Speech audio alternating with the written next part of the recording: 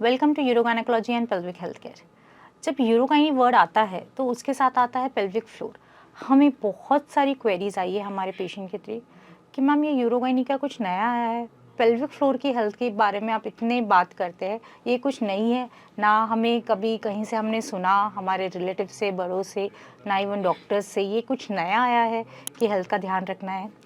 तो ऐसा तो कुछ नहीं है, पर ये कब से है, क्यों है, कैसे एग्जिस्ट करता है और इसकी इम्पोर्टेंस क्या है, इसके बारे में आज बात करेंगे। और इसके लिए आज हमारे साथ है doctor Surendra Pal Kaur ma'am, yes, obstetrician and gynaecologist from Bathinda.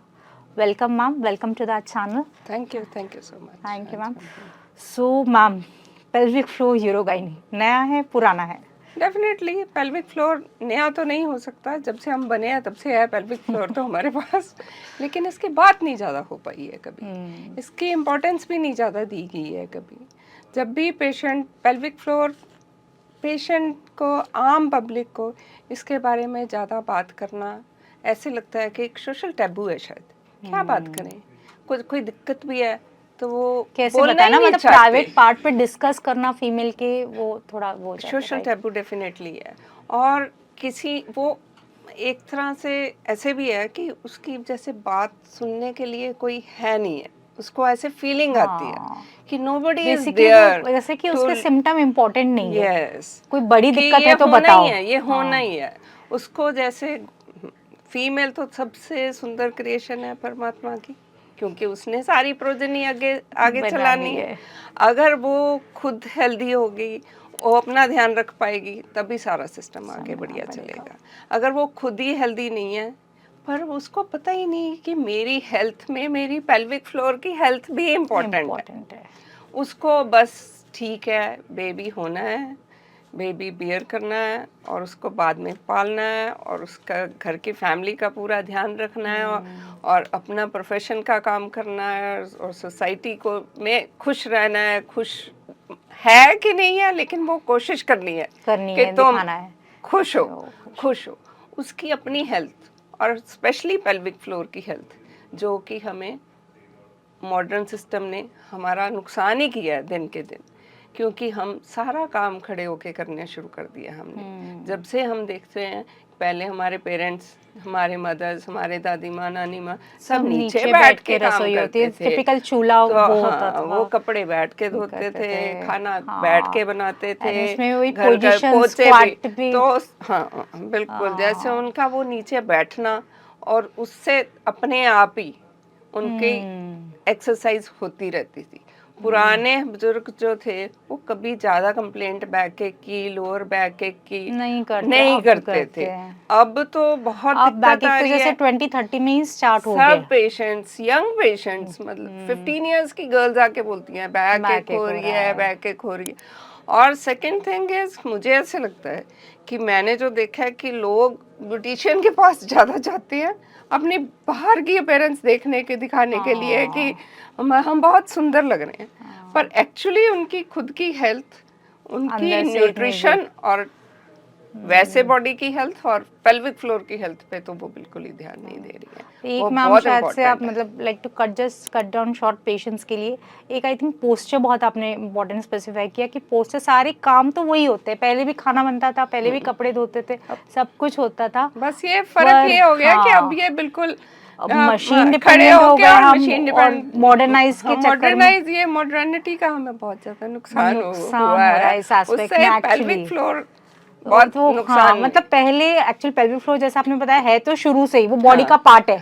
पेड्डू जिसे बोलते हैं, है ना, बॉडी का पार्ट है। पर पोस्चर पे पहले काम वो उस पोस्चर में हो जाते थे, स्क्वाटिंग, पैरा बाहर बहना, प्लाथी मार के बैठना। लोग पहले खाना भी बैठ के नीचे खाते थे, चौकड़ी मार के खाते थे, लेकिन अब सारा काम क्योंकि हम डाइनिंग टेबल पे हो गया, उस पे एक ड्रॉबैक है पेल्विक फ्लोर का नहीं है, तब मतलब ऑटोमेटिकली उनकी एक्सरसाइज भी होती रहती थी। Yes. अब भी ये करके अब ये मेरे को लगता है कि जो वर्टिकल पोस्चर है वो अपने आप में ब्लेसिंग भी है, वेट ब्लेसिंग भी है और थोड़ा नुकसान भी है कि है। उसमें है कि पूरा स्ट्रेस जब प्रेगनेंसी बियर करती है मदर, तो सारा स्ट्रेस अब जो नीचे है pelvis कि पे। नीचे की तरफ भार जाता है उसका, तो पेल्विक फ्लोर पे उसको स्ट्रेनिंग पड़ती ही पड़ती है। पहले हमें समझ नहीं आता था कि जो लोगों के सिजेरियन हुए हैं वो कैसे कहते हैं कि मुझे भार पड़ने लग गया।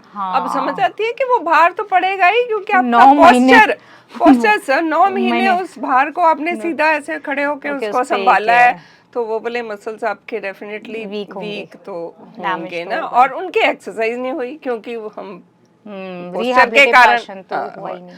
और हमारे यहाँ डिलीवरी होने पे माँ को बहुत इम्पोर्टेंस दी जाती है, लेकिन बच्चे की तरफ बहुत ज्यादा ध्यान हो जाता है, और माँ की एक्चुअल हेल्थ और postpartum visits to the hospital बहुत कम होती है, बहुत कम होती है, और postpartum clinics are not running at least in India at that level जैसे होने चाहिए आइडियली, जितने होने चाहिए कि बाद में पेशेंट को जो भी पेल्विक फ्लोर की प्रॉब्लम्स हैं वो डॉक्टर से बात कर सके। बड़ा अनसेड अनहर्ड सा टॉपिक रहता है कि दोनों भी मैम, अनसेड भी अनहर्ड पेशेंट बोलता नहीं है, उसको ऐसे लगता है कि उसका थोड़ा कंट्रोल लूज हो रहा है, उसको ऐसे कुछ डिफिकेशन में या पेशाब करने में कोई दिक्कत है, वो कुछ बोल नहीं पाते। अनहर्ड अगर वो घर में रिलेटिव में शेयर भी करते तो डिलीवरी के बाद तो ये तो होता ऐसा लगता है कि सबको होता ही है, या थोड़ी ऐसी होप रहती है कि थोड़ी देर में ठीक हो जाएगा, बच्चे बड़े होंगे तो ठीक हो जाएगा, या मतलब ऐसे 6 महीने बाद ठीक हो जाएगा, अडेप्ट कर लेते हैं। हाँ, वो उसको वैसे ही अडेप्ट कर लेते हैं कि अगर बार बार पेशाब को जाना है, पेशाब छूट रहा है,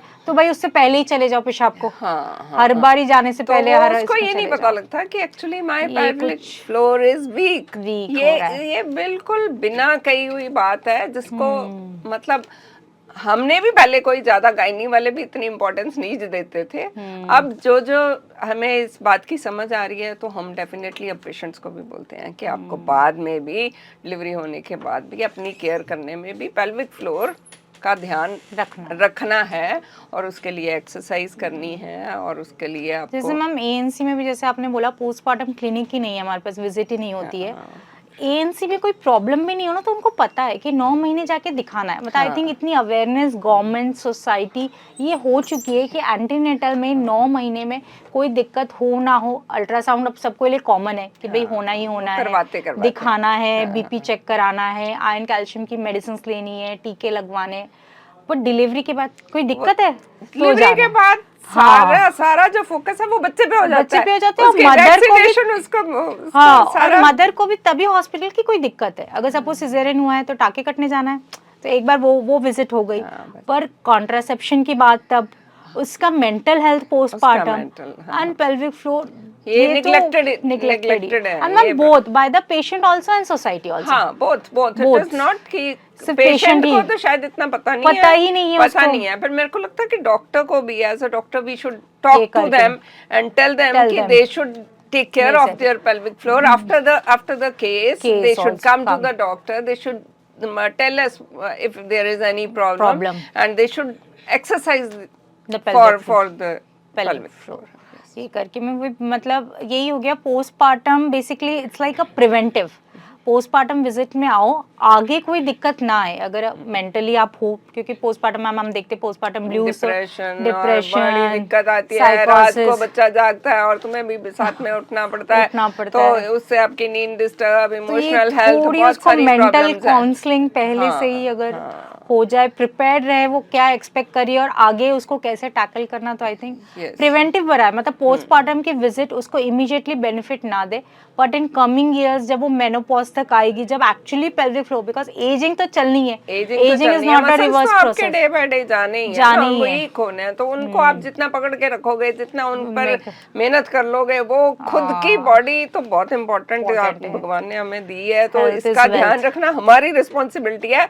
जबकि हम इसमें भी सोचते रहते हैं कि शायद कोई दूसरा हमारी हेल्प करेगा, इसमें हमें सिर्फ अपने पे ही डिपेंडेंट होना पड़ेगा, ताकि हम अपने बॉडी को और पेल्विक फ्लोर को अच्छी तरह से एक्सरसाइज करके और गुड न्यूट्रिशन, ये बहुत सही बोला आप। कोई और रखेगा, यूजुअल डिलीवरी के बाद होता है ना, मदर ध्यान रख लेगी, ये दे देंगे, मैं तो हुई बीमार, कोई और करेगा तो मैं करूंगी, या कोई बोलेगा तब मैं जाऊंगी, दिखाने के लिए जाऊंगी। जब उसकी कोई बात ही नहीं होगी तो आप दिखाने कैसे चाहोगे? आपका जो भी होता है बस होता है, होना है, हो गया केस। अवेयरनेस, अवेयरनेस एजुकेशन, इतनी इस टॉपिक पे बात होनी। और मेरे को लगता है कि गवर्नमेंट को भी पोस्टमार्टम क्लिनिक्स पे करना मतलब चाहिए। इम्पोर्टेंट है कि Important जैसे मस्त। एंटीनेटल ऐसे केयर तो पे मैम बहुत ध्यान रखा गाइडलाइंस है। और ये सब तो है, पर वही है कि नहीं भी आते तो उस पे ये नहीं है। जैसे एंटीनेटल क्लिनिक के तो मस्त कर दिए कि विजिट मस्त होने कर चाहिए। दिया है। जैसे मैटरनल मोर्टालिटी डिलीवरी के टाइम जो है उसके लिए बहुत स्ट्रिक्ट लॉज वगैरह है कि नहीं होनी चाहिए। एंटीनेटल विजिट कितने थे। पोस्टमार्टम पे चलो ठीक है, पोस्टमार्टम पे मदर ठीक है, बेबी ठीक है, वो लॉज है लेकिन वो लागू नहीं है, वो लागू नहीं है। मतलब नोबडी, मतलब सबको पता है कि बहुत कम रेशियो होता है, पर वो रहा कि ठीक है मदर ठीक है, डिलीवरी के बाद बेबी ठीक है, ओके। मतलब इट्स जब तक लाइफ थ्रेटनिंग नहीं है तब तक वो स्ट्रिक्ट नहीं हो रहा है, but mental physical health overall health important है। इम्पोर्टेंट है। देखो बहुत इम्प्रूवमेंट हुई है क्योंकि अब हॉस्पिटल डिलीवरीज ही हैं, घर पे नहीं होती हैं, घर पे नहीं होती हैं। उससे बहुत मदर्स जो है मैटरनल मोर्टेलिटी बहुत ज़्यादा फर्क पड़ा है, बहुत ज़्यादा कम हुई है। वो टाइमली केसेस हैंडल हो जाते हैं, टाइमली रेफर हो जाते हैं। तो पेल्विक फ्लोर भी उससे काफ़ी ज़्यादा, क्योंकि नहीं तो नॉर्मल होम डिलीवरीज में तो एपिजोटमी भी नहीं दी जाती थी। तो एपिजोटमी के बिना वो ओवर स्ट्रेचिंग होने के कारण बाद में प्रोलैप्स की दिक्कत बहुत ज्यादा रहती थी। बेसिकली अनट्रेन्ड रहता पेल्विक फ्लोर का। अनट्रेन्ड रहता। तो अब ये हो तो गया है, लेकिन अब भी मेरे को ऐसा लगता है कि पेल्विक फ्लोर की हेल्थ के बारे में फिर भी ज्यादा बात जितनी होनी चाहिए उतनी नहीं। मैम पेल्विक फ्लोर पे तो वैसी बात है ही नहीं। हाँ, होती नहीं है, फ्लोर पे तो नहीं है। पोस्टमार्टम ऐसे ही जैसे पोस्टमार्टम जैसे आपने क्लिनिक बोला, मतलब देर आर सम, मतलब बहुत सारे प्रोग्राम्स है ऐसे तो मेंटल हेल्थ पे जाते भी है जिनको मेंटल अवेयरनेस हो गई। कॉन्ट्रासेप्शन पे एक पोस्टमार्टम पे बड़ा फोकस होता है कि पोस्टमार्टम में आए तो कॉन्ट्रासेप्शन नहीं करो, जल्दी से मदर दोबारा से कंसीव ना कर पाए तो ठीक है। मेरे को लगता है सिर्फ एक ही फोकस रहता है कि दोबारा जल्दी से कंसेप्शन, वो भी फिर भी आ जाते हैं पेशेंट जिनको कुछ नहीं। हाँ, वो लैक्टेशन में ऐसे सोचते हैं कि होगा ही नहीं, लेकिन ऐसा नहीं होता है। प्रेगनेंसी तो अनप्रोटेक्टेड से कभी भी आपको लैक्टेशन में भी हो सकती है। तीन चीज बहुत इम्पोर्टेंट है।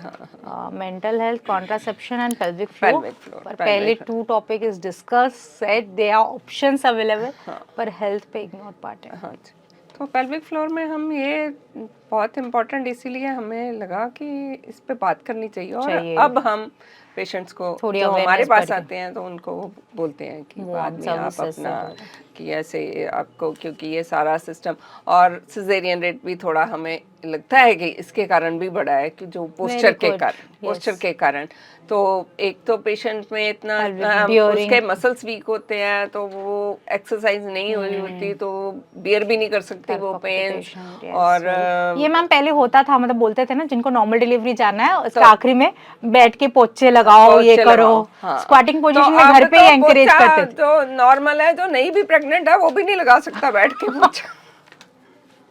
तो ये बहुत दिक्कत आ रही है क्योंकि हमने छोड़ दिया, हमारा सिस्टम जो इंग्लिश सिस्टम हो गया है ना, और बाकी जो खराब चीजें अंग्रेजों की वो हमने सब अपना ली है, जो ठीक है वो नहीं अपनाई है। रिमेंबर विद स्क्वाटिंग, जैसे Indian seat we have the squatting, बाहर भी अब आजकल करते हैं उन्होंने, they have modernized like western के ऊपर अगेन द स्क्वाटिंग, ये उन्होंने किया है क्योंकि squatting they have found is the best position for. Ma'am urogynae pelvic floor की बात आता है, इट्स जस्ट नॉट ओनली सुसु, chronic constipation is something every patient or when alternate patient is chronically constipated. और कॉन्स्टिपेशन से बहुत दिक्कत आती है पेशेंट्स को। क्या होता है कि एपिसोड में लगी होती है और पेन की वजह से वो जा नहीं पाता, डिफिकेशन उसको ड्राई पट्टी जो है उसको तंग कर रही होती है और उसकी एपिजोटमी में पेन इतनी ज्यादा होती है। पर इस पेन के बारे में वो सिर्फ मतलब बस मैंने दर्द है, पर उसको एक्चुअल रीजन नहीं पता होता है कि मेरी कॉन्स्टिपेशन मानते ही नहीं, उनको वो लगता ही नहीं कि वो है, ये तो पहले से ही पट्टी आ जानी बस ठीक है, no constipation. But dry latrine आनी इज अ कॉन्स्टिपेशन। आपको अगर डेली पेशेंट को डेफिनेशन क्या है, वो क्या लेता है कॉन्स्टिपेशन, अगेन वो भी उसके कारण उसको दर्द तो रहता है। वो फिर बस सिर्फ ऐसे बोलती है कि टांकों में दर्द है, टांकों में दर्द है। उसको पूछो भी आप कि तेरे को कॉन्स्टिपेशन है, वो नहीं बोलेगी नहीं कोई पेल्विक फ्लोर के। हाँ, ये सारी दिक्कतें पेल्विक पेशेंट अवेयर ही नहीं है, वो रिलेट ही नहीं कर पाता है कि अगर एपिजोटमी, जैसे आपने बताया एपिजोटमी का पेन है तो उसको ड्राई स्टूल आते हैं, स्ट्रेन करना पड़ता है। एंड अगर जैसे मतलब बीइंग अ यूरोगायनेकोलॉजिस्ट, जैसे मैं भी पेशेंट ओपीडी में पूछती हूँ कि आपको पॉटी में क्या दिक्कत है, नहीं कोई दिक्कत नहीं है, फिर मैं डिटेल जाती हूँ, कब्ज है, टाइट आती है, जोर लगाना पड़ता है। पर पेशेंट ही, जब मैं पूछ रही हूँ ये पॉइंट्स ना मैम, पेशेंट ही हो जाता है मैम है पर ठीक है इतना नहीं है, ऐसा कुछ नहीं है। हाँ। मतलब उनको लगता है वो ये खुद ही इम्पोर्टेंट अपनी- नहीं है। आप मतलब वही होता है ना, जैसे बहुत पेशेंट्स, जैसे मेरी खुद की मम्मी, अपने ही घर वाले ऐसे होते हैं ना कि यार मैं डॉक्टर के पास नहीं जाऊंगी, पता नहीं क्या बीमारी निकला है, जैसे डॉक्टर ने डाल ली हो उनमें। वो ज्यादा टाइम उनको ऐसा लगता है कि जैसे आपने बीमारी निकाल दी निकाली है, हमें तो कोई दिक्कत हम थी तो नहीं। ठीक ही है। ठीक क्योंकि ये वही बात है ना कि इसके बारे में बात ही ज्यादा नहीं की जाती है कि वो कॉन्स्टिपेशन का कंसेप्ट नहीं समझ है, नहीं समझ है। उनको लगता है कि नॉर्मल है, मतलब बेसिकली अवेयरनेस पेशेंट को कि क्या सुसु करना नॉर्मल है। जैसे पेशाब के लिए भी मैं बताऊंगी पेशेंट को, जैसे मैं खुद ये लैंग्वेज यूज़ करती हूँ कि जब आप पेशाब को बाथरूम में जाते हो तो बैठे बराबर आराम से पेशाब आना शुरू हो जाता है। कभी कभी किसी को जैसे वॉइडिंग डिस्फंक्शन हो मैम, तो बैठने के बाद थोड़ा टाइम लगता है, बूंद बूंद बूंद गिर के आता है, फिर फ्लो आता है प्रॉपर। तो उनको लगता है कि चलो कोई बात नहीं, पेशाब आ तो गया, खाली तो हो गया, मतलब हाँ, बस पेशाब कर लिया, लेकिन उसकी कोई दिक्कत है, पहले दिक्कत है, पीछे दिक्कत है, कुछ या चेंज करने फ्लो में कोई दिक्कत है, वो उनको पता ही नहीं कि उसके बारे में भी abnormal बोल के है। बताना है कि देखिए कोई मतलब जैसे उनको मतलब अर्जेंसी क्या है कि वो थोड़ी देर भी 5 सेकंड के लिए भी होल्ड करना है, तो उनको पता नहीं है कि मैं इसको रोक सकती हूँ या मेरे से रुकता नहीं है। तो इस बात पे बात वो अच्छी तरह से कर नहीं पाते हैं जब तक हम खुद उनसे लीडिंग क्वेश्चन ना लीडिंग हमको बार बार उनको पूछना पड़ता है। जैसे पेशेंट यही आते हैं कि मैम अभी सब पहले तो ठीक था सब कुछ, बस 10 दिन से बिल्कुल बस पेशाब निकलता 2-2 मिनट में जा रही हूँ। पहले 10 दिन के पहले मैं बिल्कुल ठीक थी।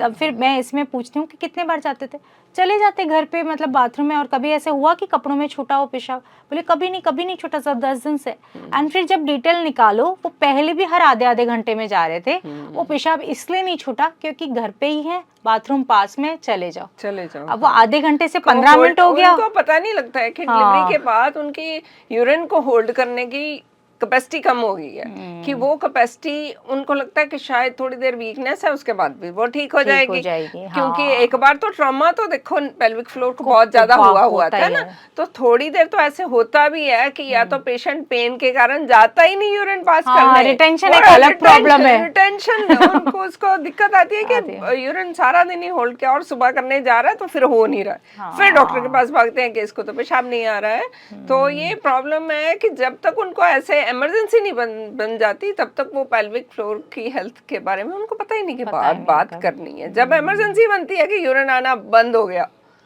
तब तो वो आते हैं डॉक्टर के पास। हम अब इसके ट्रीटमेंट के बारे में बात करते हैं। ये तो अवेयरनेस हो गई। अब ट्रीटमेंट इसका कंजर्वेटिव भी हो सकता है, दवाइयाँ भी हो सकती है और सर्जिकल। थोड़ा पहले से शुरू करते हैं, प्रिवेंटिव कंजर्वेटिव क्या करे ये दिक्कत ना हो। हाँ जी, ये तो देखो जो पेल्विक फ्लोर है, जैसे जब से हम बने हैं तभी से इम्पोर्टेंस है उसकी, और यंग एज से ही फीमेल की हेल्थ के लिए बहुत ज़्यादा इम्पोर्टेंस देनी चाहिए उनको, अच्छी डाइट और एक्सरसाइज के बारे में, और उनकी न्यूट्रिशन। और ज़्यादा लोग यहाँ पे वेजिटेरियन, मैं बोलने वाली वेजिटेरियन लोगों में वैसे ही थोड़ा प्रोटीन इंटेक कम होता है। वेजिटेरियन में फूड्स है जिनमें प्रोटीन रिच होते हैं, पर वो हम रूटीन खाते नहीं है, अब उसको लगता है कि खाना खा तो रहे हैं, हम तो रहे हैं बहुत अच्छे से खाते हैं, हम फ्रूट्स भी खाते हैं। जी वेट भी बढ़ रहा है, वेट बढ़ने से आपके मसल स्ट्रेंथ होगी? नो, उससे तो बल्कि और कमजोर होगी अगर आपने उसमें अच्छी तरह से प्रोटीन नहीं खाया। तो प्रोटीन तो शुरू से ही, जब वो बच्ची है तभी से उसका ध्यान रखना, पीरियड्स आने शुरू हो जाते हैं। न्यूट्रिशन में females protein, high protein diet is very important, must है, बहुत ज़्यादा ध्यान रखना चाहिए। तो केयर तो तभी से शुरू हो जाती है, और जब वो फिर डेफिनेटली अपने उसमें आती है, रिप्रोडक्टिव एज में आती है, जब शादी होती है, बच्चा होता है, तो उसके प्रेगनेंसी के दौरान ही उसको इसके बारे में हमें बात करनी है कि आपको न्यूट्रिशन बहुत ज़्यादा इम्पोर्टेंट है। अब वही एक टाइम रहता है फीमेल को, आई थिंक वो पैम्पर्ड रहती है खाने के लिए, प्रेगनेंसी कभी-कभी पैम्पर्ड तो रहती है, लेकिन उसको डेफिनेटली कि उसके टेस्ट की चेंजेस आते हैं, उसके कारण वो कई बार पहले first half of the pregnancy वो खा नहीं पाती अच्छी तरह से। वो फिर पैम्परिंग तो होती है, लेकिन उसको ऐसे उठपटांग खट्टा मठा ऐसे चीजें खाने का मन हो रहा होता है, तो प्रोटीन तो मिस हो जाता है, और थोड़ा नोजिया होने के कारण बहुत लोग खा भी नहीं पाते, आयरन कैल्शियम भी नहीं खा पाते। थोड़ा सा उसको जब इस चीज की इम्पोर्टेंस अच्छी तरह से हम बताएंगे कि आपकी न्यूट्रिशन, आपकी बॉडी आपकी न्यूट्रिशन है, अगर न्यूट्रिशन अच्छी नहीं है तो बॉडी अच्छी हो नहीं सकती। मेंटल हेल्थ भी तभी अच्छी होगी जब आपकी फिजिकल हेल्थ अच्छी है। दोनों सारा सिस्टम आपस में विशेष में जुड़ा हुआ है। मेंटल हेल्थ इम्पोर्टेंट है, फिजिकल हेल्थ इम्पोर्टेंट है।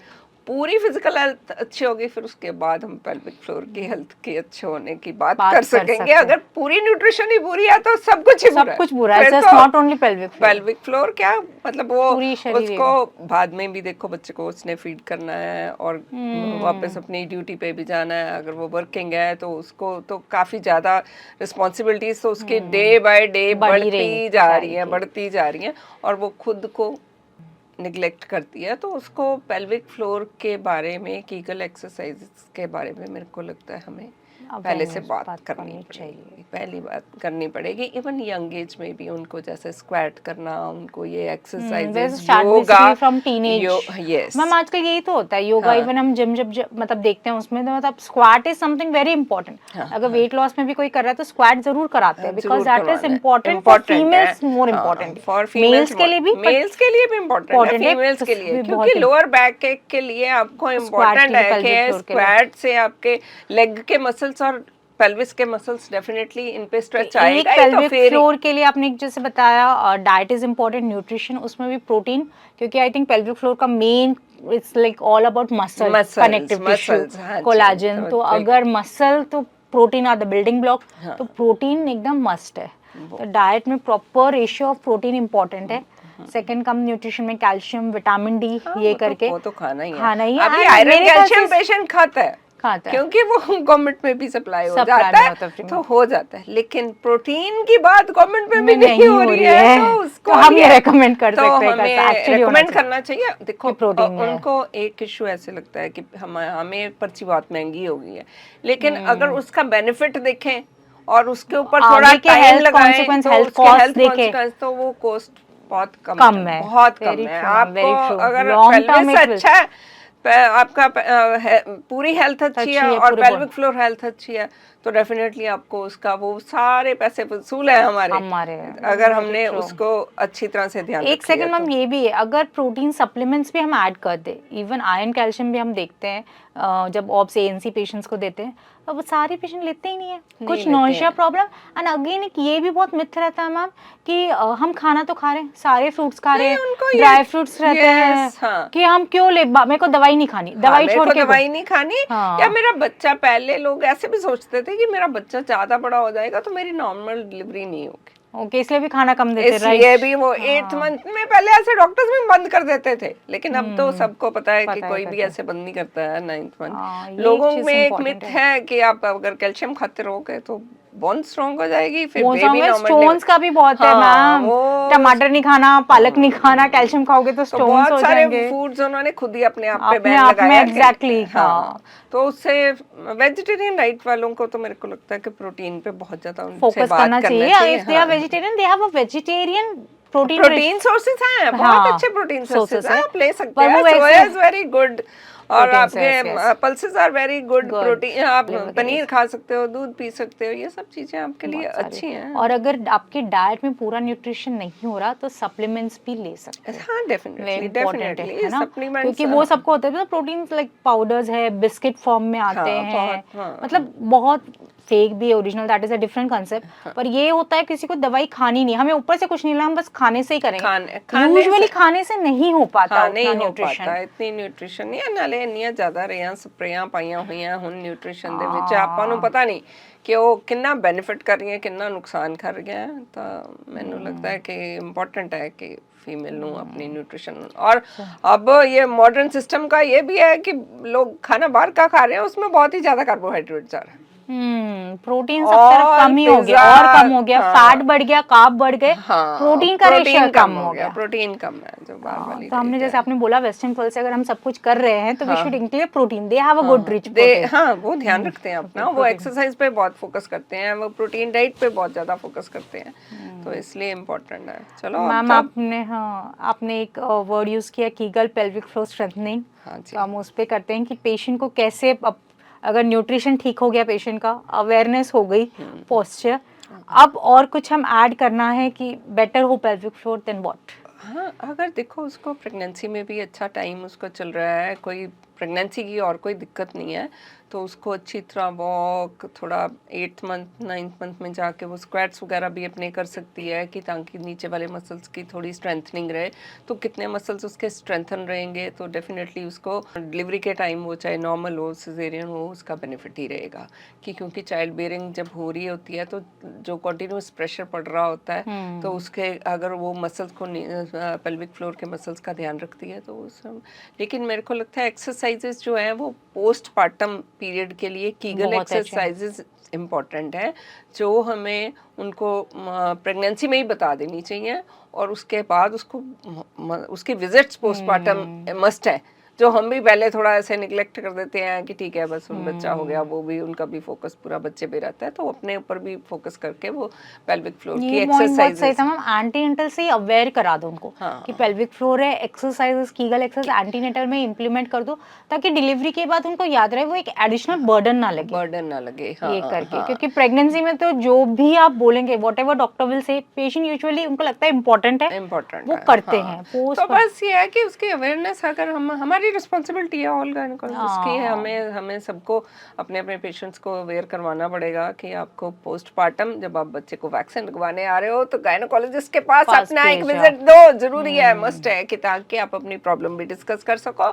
और अच्छी तरह से कीगल कई बार पेशेंट अपने आप भी करना शुरू कर देते हैं, उनको थोड़ा बहुत आजकल गूगल है तो सब लोग खुद ही करके थोड़ा बहुत करने लग जाते हैं, लेकिन प्रॉपर वाले मसल एक्सरसाइज हो रहे हैं कि नहीं हो रहे तो उसके लिए उनको अच्छा है कि अपनी डॉक्टर से एक बार बात करें। अकॉर्डिंग टू द सर्वे अगर 100 फीमेल्स को कीगल है तो only 30% of female are able to do Kegel. सिर्फ 3, उनको पता ही नहीं कीगल में कौन से मसल करने हैं, पेट अपडोमेन अंदर ले लेते, ग्लूटियस लोअर एब्डोमेन और ग्लूटियस को या सांस रोक लेंगे, तो उनकी जो कैपेसिटी है अभी यंग एज में कैपेसिटी अच्छी होती है तो कीगल बढ़िया से होगा। मतलब अभी से कर लेंगे तो ओल्ड एज में ओल्ड एज तक जाते जाते वो थोड़ा सा अपने आप को फिट रखे पाएंगे from all aspects, not only pelvic floor, सब तरफ वेरी ट्रू। पूरी बॉडी ठीक रहेगी तो पेल्विक फ्लोर भी ठीक रहेगा एंड पूरी बॉडी प्लस पेल्विक फ्लोर ठीक रहेगा तो mental health will also very good. Mental health और ये सारा जो फैमिली भी है वो पूरा यूनिट है कि आपको फिजिकल मेंटल इमोशनल सारा कुछ ही आपका ठीक होना चाहिए तो उसके लिए इम्पोर्टेंट है कि पेशेंट को मेरे को लगता है कि visit to the postmortem clinic एक तो कीगल के लिए एंड तुम कैसे कर रहे हो, ऐसे करने को कुछ नहीं मैम, दिन में 3 बार करना, एक बार में 10 बार and to start with just hold for 5 second, सिर्फ 5 सेकंड के लिए करके रहो, धीरे धीरे तुम टाइम बढ़ा के कर सकते हो 10 सेकंड। फिर ये भी एक पेशेंट का बहुत मिथ रहता है कि इतना टाइम नहीं रहता हमारे पास एक्सरसाइज को। मैं तो पेशेंट जब भी मैम ओपीडी में आता है मैं सामने बोलती हूँ, मैं बोली करो अपना कीगल, मतलब बैठे बैठे ना आई एम डूइंग कीगल, किसी को पता चल रहा है कि मैं कीगल कर रही हूँ कि नहीं ये करके, वो तो तुम बैठे बैठे। I request all the viewers also, आप देख रहे हैं आप अपना पेल्विक फ्लोर पे ध्यान दो, आप भी अपना कीगल करते रहो बिल्कुल, जब आप देख रहे हो, है ना। तो वो पेशेंट भी कुछ नहीं है कि आप बैठे मतलब लेट स्टैंडिंग में करेंगे तो नेक्स्ट ग्रेड है, अच्छा अगेंस्ट द ग्रेविटी, पर आप बैठे बैठे भी कर सकते हो, खड़े खड़े भी, लेटे लेटे भी, उसके लिए अलग से टाइम नहीं निकालना, टाइम की कोई जरूरत नहीं है। बच्चे को फीड कराते फीड कर रहे हो तभी भी कर सकते हो, बस अवेयरनेस चाहिए और एक बार गायनी से या फिजियोथेरेपिस्ट से सीख ले कि करनी कैसे, कि आप सही कर रहे हो। ये भी मैम होता है कि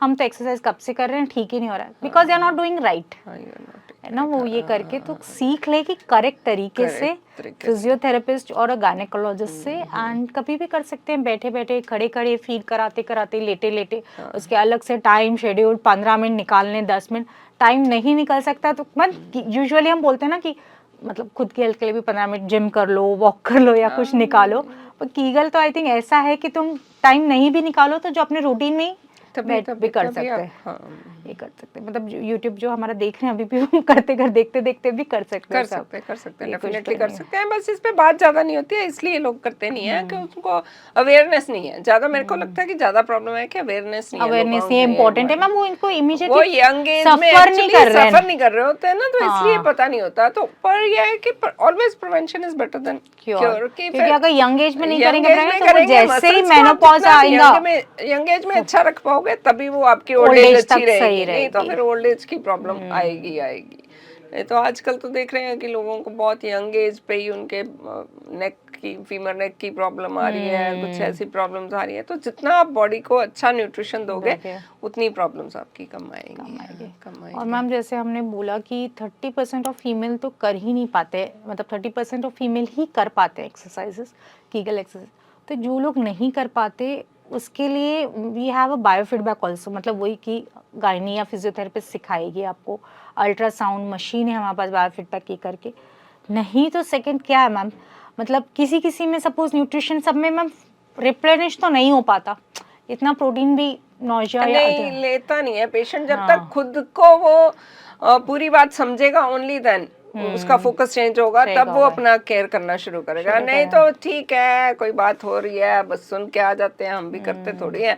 लेकिन ये है कि ऐसी पर बार बार बात करेंगे तो अवेयरनेस तो आएगी। It will take time and it is very important. Everybody should take a step to help. Even if we help one person on, उसकी तो लाइफ चेंज हो जाएगी ना, उसकी तो लाइफ चेंज हो जाएगी। तो आपको मतलब एक फीमेल दूसरे को बता देगी कि यार तेरे को ऐसे ध्यान रखना चाहिए था, तू ऐसे खाया कर, तू ऐसे एक्सरसाइज किया कर।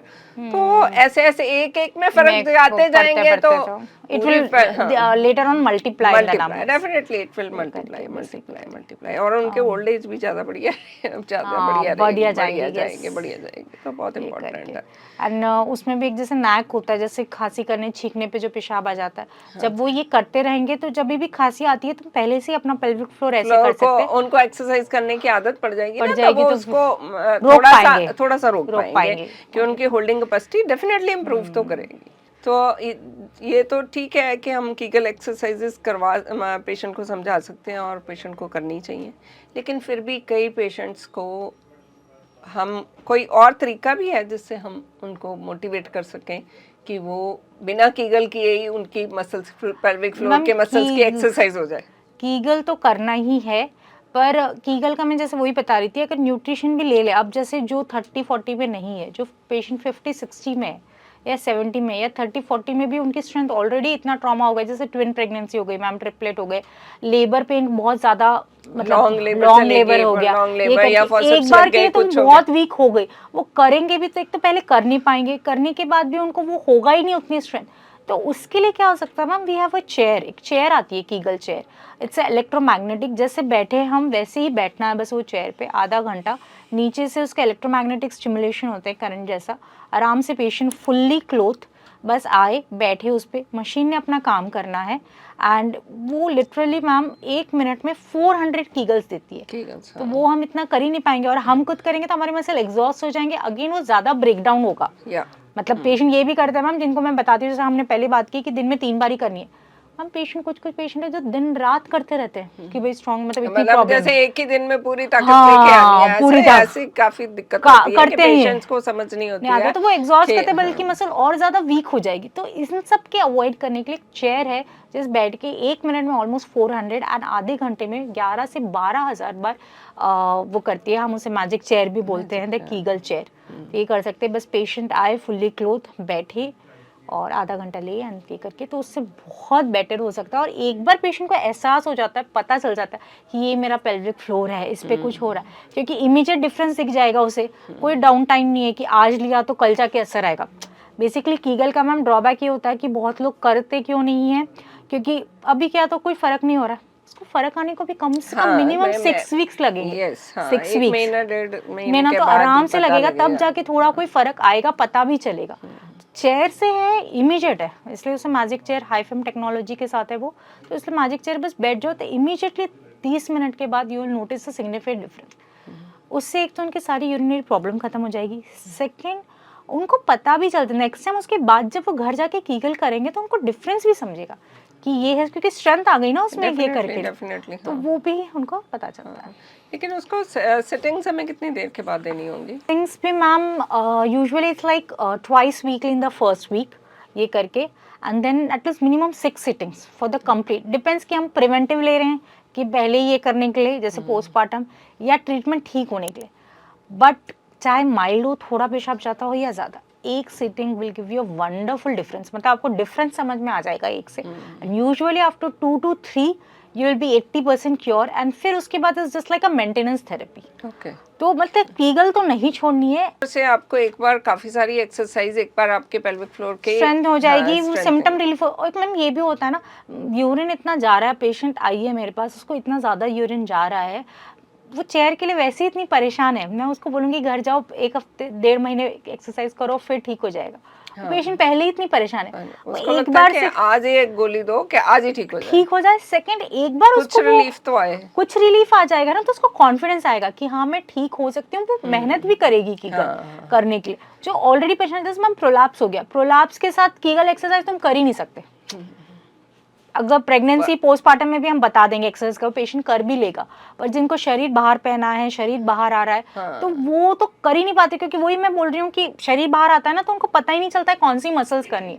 तो उसमें भी पेसरी आ गई या चेयर आ गई तो बहुत अच्छी होती है। और चेयर का मैम एक और जो बहुत इंपॉर्टेंट है, जैसे हमने पहले भी बात की, चेयर से जब नॉर्मल एक्सरसाइज करते हैं ना, तो पेट अंदर बाहर, ब्रीदिंग के साथ बहुत रिलेशन होता है कीगल का। ओल्ड एज में ब्रीदिंग प्रॉब्लम वैसे लेडीज को कई बार होती है, कई बार वो हाँ, अस्थमैटिक कर ही है नहीं या पाते कुछ है, हैं। उसको होल्डिंग की दिक्कत आती Exactly, है, वो कर ही कि नहीं वो पाते हैं। कीगल कर ही नहीं पाती, उसको लगता है कि मेरे को खांसी आ रही है, मेरे को तो होल्ड करने से ऐसे लगता है अगेन कि जैसे सांस हमने रुक जाएगा। शुरू किया था यूरोगाइनी पेल्विक फ्लो, कुछ नया नहीं है, पुराना है, तो ये बहुत पुराना मैम। और इसकी ट्रीटमेंट भी इतनी ज़्यादा है, मतलब एक नहीं है कि सिर्फ एक। जैसे अब ओल्ड एज में ये लोग नहीं कर पाते तो उनके लिए मैजिक चेयर है ना, मतलब जो यंग एज में बताते कीगल्स कर लो, करना चाहते हैं, स्ट्रेंथ है पर तुम सीख नहीं पा रहे हो कैसे करना, तो बायोफीडबैक कर लो। फिर तुम्हें स्ट्रेंथ बढ़ानी है भाई, तुम्हें ये करना है, तो फिर वजाइनल कोन्स आते हैं। यस। शरीर बाहर पै रहा है और एक्सरसाइज नहीं कर पा रहे हो, तो पेसरी डलवा लो, फिर कर लो। पेसरी डलवा के भी हम कर सकते यस हैं, मैम, मैजिक चेयर में बैठ डेफिनेटली, सकते हैं, हाँ, या कीगल्स भी बाद में वो भी कर वो सकते भी हैं, कर सकते क्योंकि हैं आप। बाहर पै रहा है तो तुम एक्सरसाइज तुम पे काम ही नहीं करेगी, तुम कर ही नहीं पाओगे। हाँ, जिਵੇਂ वो ये करके ਤੇ ਪਿੰਡਾਂ ਵਿੱਚ ਲੋਕੀ ਕਹਿੰਦੇ ਆ ਕਿ ਛੱਤ ਡਿੱਗ ਪਈ तो हाँ। उनको पहले पेसरी डालोगे आप, फिर उसके हाँ, बाद फिर उसके बाद कीगल भी सिखाएंगे।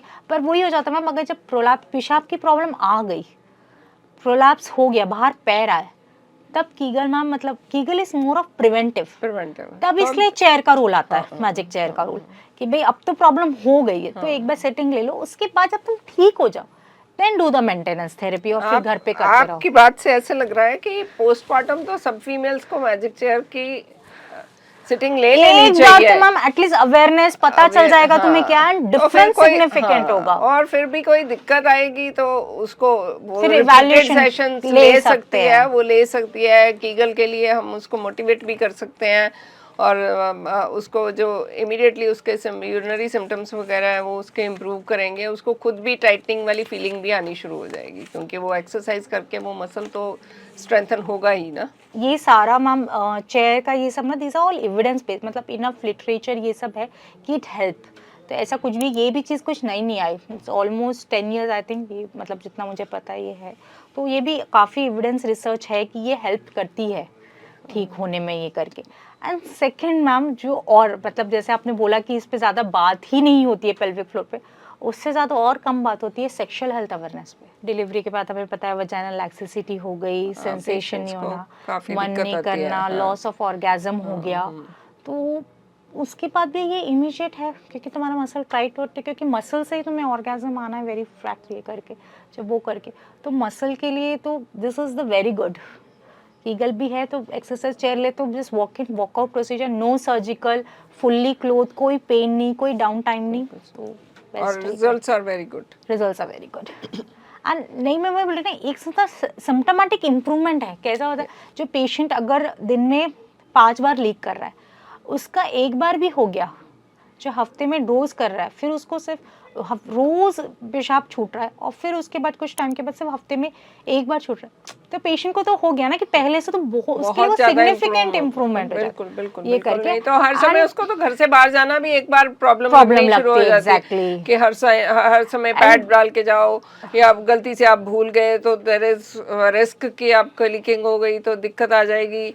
तो ये डेफिनेटली इसके लिए ज्यादा बात नहीं होती है ना, तो ये अच्छा है कि हम जितना उनको बता पाए और वो अपनी केयर कर पाए, तो definitely it is very benefit. और मैम ऐसा है कि मतलब it's not a replacement to surgical treatment. Operation से ये नहीं होता है, पर चेयर से क्या हो जाता है, तुम्हें टाइम मिल जाता है, तुम्हें कहीं फंक्शन पे जाना है, शादी है, कुछ है, पर तुम या इतने इसमें मतलब सफर कर रहे हो, एक दो पैड महीना यूज डिले करना है या डिले कुछ है, करना delay है, करना है, कोई फैमिली डेली की पैड यूज सेटलमेंट। कर रहे हो मैम, डर्माटाइटिस हो रहा है स्किन का, वो सब भी तो अच्छा नहीं है ये सब नहीं करना। नहीं वो तो एंड उसके भी अपने टेस्ट होने हैं। मतलब सर्जरी अगर है, मतलब इतना सीवियर है, तो surgery is not a replacement to surgery. मैं कभी नहीं बोलती कि चेयर ले लो, सर्जरी की जरूरत नहीं पड़ेगी। हाँ, जिनको प्रोलैप्स है, जिनके सिम्टम्स ज्यादा ही बढ़ चुके हैं, तो पर डेफिनेटली अगर उनको तुम बहुत ज्यादा परेशान हो, तुम्हें कहीं बाहर जाना है, लॉन्ग फ्लाइट लेनी है, फंक्शन पे जाना है, एक सिटिंग ले लो उसका and your life is sorted. मतलब वो बहुत है, टेम्पररी सिग्निफिकेंट है, क्विक। आजकल तो सब रील्स शॉर्ट्स का जल्दी जल्दी का जमाना है, जमाना ऐसा क्विक है, लेकिन किसी कि को patient 2 को मिनट चलो जैसे मैगी हो गई वैसा वाला।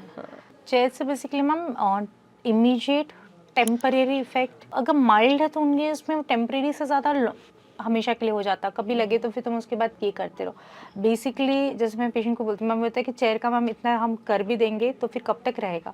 मैं बोली जैसे फेशियल कराते हैं ग्लो के लिए, जब थोड़ा टाइम तक रहेगा उसके बाद वापस। मतलब आपको रिपीटेड Care सेशंस तो लेने लेने पड़ेंगे क्योंकि ये क्योर तो नहीं है ना, ये तो आपको एक बार परमानेंट क्योर नहीं है ये आपको एक बार आपके मसल की स्ट्रेंथनिंग कर रहा है। Awareness हो अगर गया। उसके बाद आप कीगल करते रहोगे तो शायद उसका ज्यादा देर बेनिफिट रहेगा। अगर कीगल नहीं करोगे तो वो मसल फिर दोबारा वीक होना शुरू हो जाएगा। एक बार में तो पूरा स्ट्रेंथन होगा भी नहीं वो। और लेक्सिटी पे भी डिपेंड करता है कि कितनी ज्यादा ट्रॉमा हो चुका है, ज्यादा अगर ट्रॉमा है। बेसिकली परमानेंट नहीं हो, परमानेंट इसलिए नहीं है मैम, वही की केयर लेनी रहती है। अब स्किन का भी आ गया, मैं जैसे मैंने बोला सारी बॉडी को आपको केयर तो चाहिए ना। आप चाहिए तो डेली नहाते हो, डेली खाते हो, डेली ब्रश करते हो, तो कीगल भी डेली करनी है आपको। एग्जैक्टली, तब वो ठीक रहेगा। वंस इन अ वाइल ठीक है, तो वैसा हो गया। एंड जैसे आपको पेशाब को भागना होता है, या लोग क्रॉस लेग करके बैठ जाते हैं पैर के ऊपर एक पेशाब रोकने के लिए कि नहीं जाना है, तो ये सारे चेयर से तुम इमीडिएटली रिलीफ पा सकते हो, ये कर सकते जो आपको एक बार जो सोशल एक्सीडेंट्स का सामना करना पड़ता है उससे आप थोड़ा बचते हो। एम्बैरेसमेंट होती है आपको कि आप पैड लगाना भूल गए और आप लीक कर गए, तो आपको कभी नहीं अच्छा लगेगा, किसी को भी नहीं अच्छा लगेगा। तो डेफिनेटली, पर ये कंसर्न बहुत ज्यादा होता है, लेकिन हम ज्यादा बात नहीं की होती है इस पे, तो प्रॉब्लम समझते भी नहीं है इसको। ऐसा लगता है कि ये शायद पार्ट ऑफ योर लाइफ है, part of your life. No, it is not part of your life. It is, you can take care of it. Overcome it. Chair will help you reverse the symptom of incontinence. अगर आपको पेशाब छूट रहा है, potty छूट रही है, sexual problem है, तो चेयर आपके सारे सिम्टम को रिवर्स डेफिनेटली करेगा। एक बार वो नॉर्मल लाके आपको छोड़ देगा, उसके बाद आपको वापस से टेक केयर करनी है और कीगल करते रहना। और फिर बीच में अगर आपको लगता है कि सेशन लेना, तो आप डेफिनेटली ले सकते हो। उसका नुकसान है कोई? मैम ऐसा नहीं है, प्रोसीजर है, ऐसा कुछ नहीं है। एंड इनकॉन्टिनेंस है तो उसके बहुत सारे तरीके, एक्सरसाइज, वापस से वही बताया, exercise, chair, biofeedback, vaginal code, medication, नहीं अगर इन सबसे होता फिर सर्जरी। बट बेसिकली क्योर है, ट्रीटमेंट लेना चाहिए, हेल्थ की अवेयरनेस होनी चाहिए कि ये प्रॉब्लम है। क्योंकि जैसे मैम ओल्ड एज में आते फिर तो एक वो टाइम पे आ जाता है कि एवरीथिंग इज इरिवर्सिबल, मतलब इरिपेरेबल। इतना ज़्यादा हो जाता है कि तब कितना रिजल्ट आएगा, तो उसका भी ये हो जाता है। और क्या, पेल्विक फ्लोर की अगर अवेयरनेस लिए देखें तो बहुत ज़्यादा उसके बेनिफिट है। एंड ट्रीटमेंट ऑप्शन एक्चुअली बहुत सारे हैं मैम, बहुत सारे अवेलेबल है।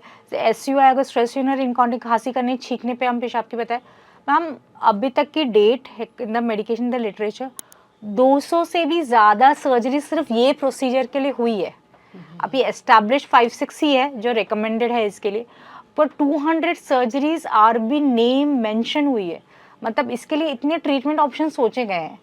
तो हाँ, मतलब इससे हमें पता लगता है कि कितना इम्पोर्टेंट है कि इसको टाइमली हैंडल करना और अपनी बॉडी का केयर करना और खुद की न्यूट्रिशन और पेल्विक फ्लोर के exercises, they are very important. ये सब प्रिवेंटिव है। अगर पेशेंट सफर कर रहा है तो then you can go for chair, पर बाकी अगर नहीं कर रहा है तो फिर ऑब्वियसली आप कीगल कर सकते हो। लेकिन और माइल्ड सिम्पटम्स देख के आपके सही तरह से आपको कीगल आ गई है, आपको समझ आ गई है, तो आपने अपने गायनी से कंसल्ट करके उनसे पूछ सकते हो। Nobody can match the Kegel which the chair gives. वो तो है, मतलब अगर डिफेक्ट है तो इट्स अ ट्रीटमेंट, नहीं तो प्रिवेंटिव मेजर्स तो है बहुत सारे।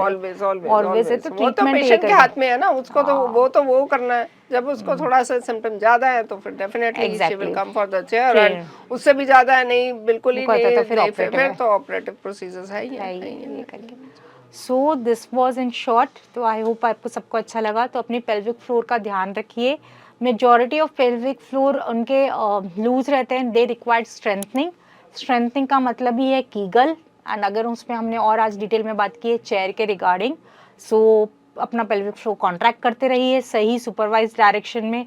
और जैसे मैम बताते हैं कि चेयर इज बस नथिंग, बस है ना असिस्टेड कीगल, या असिस्टेड चेयर कीगल हो गया। तो कोई भी अगर आपको पेशाब से जुड़ी दिक्कत है तो आज ही अपने यूरो गायनेकोलॉजिस्ट से संपर्क कीजिए। Thank you.